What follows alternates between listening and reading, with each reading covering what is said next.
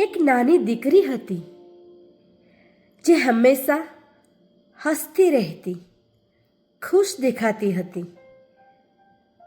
પણ એની જિંદગીમાં એક એવો સમય આવ્યો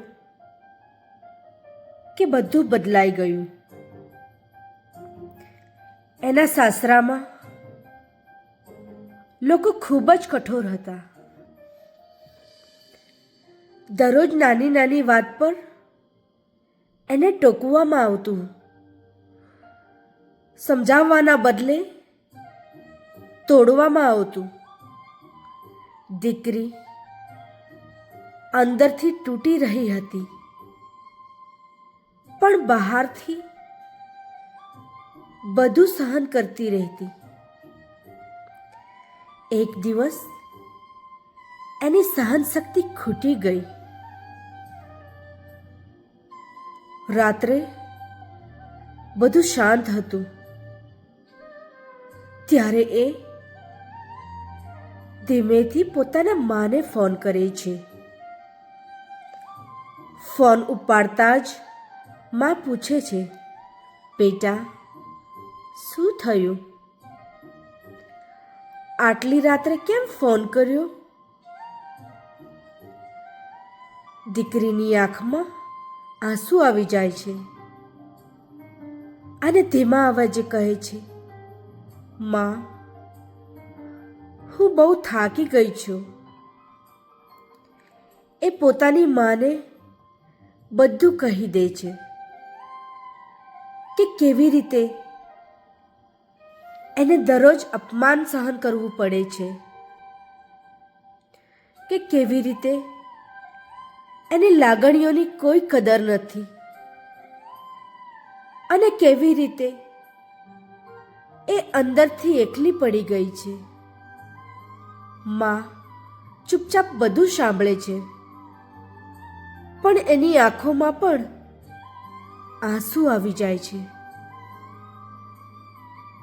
માં ધીમેથી કહે છે, બેટા હું જાણું છું તું મજબૂત છે, પણ યાદ રાખજે દુઃખ સહન કરવું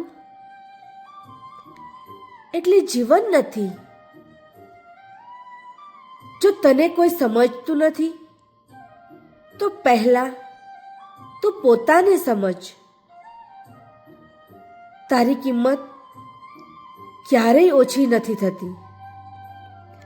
દીકરી રડતા રડતા કહે છે, માં હું ઘર બચાવવા માટે બધું સહન કર્યું છું. માં કહે છે, ઘર પ્રેમથી બને છે બેટા, વેદનાથી નહીં. અને એ દિવસ પછી દીકરીને સમજ્યું કે પોતાનું આત્મસન્માન ગુમાવીને કોઈ સંબંધ બચાવી શકતો નથી. એ ધીમે ધીમે મજબૂત બની, પોતાની અવાજ ઉઠાવવાની હિંમત કરી. કારણ કે ક્યારેક જીવનમાં સૌથી મોટી શક્તિ એક માની સમજ અને પ્રેમ જ હોય છે. અને એટલે જ કહેવામાં આવે છે કે દીકરીની સાચી મિત્ર એની માં જ હોય છે. માટે જ કહેવામાં આવ્યું છે કે માં અને દીકરીનો સંબંધ અતૂટ હોય છે. જે દીકરી કંઈ પણ કહેતી નથી, પણ માં એની બધી જ વેદનાઓ સમજી શકે છે. એનું જ નામ માં છે. માટે જ તમને જો આ વિડીયો ગમ્યો હોય તો please like, share and subscribe my video. ધન્યવાદ.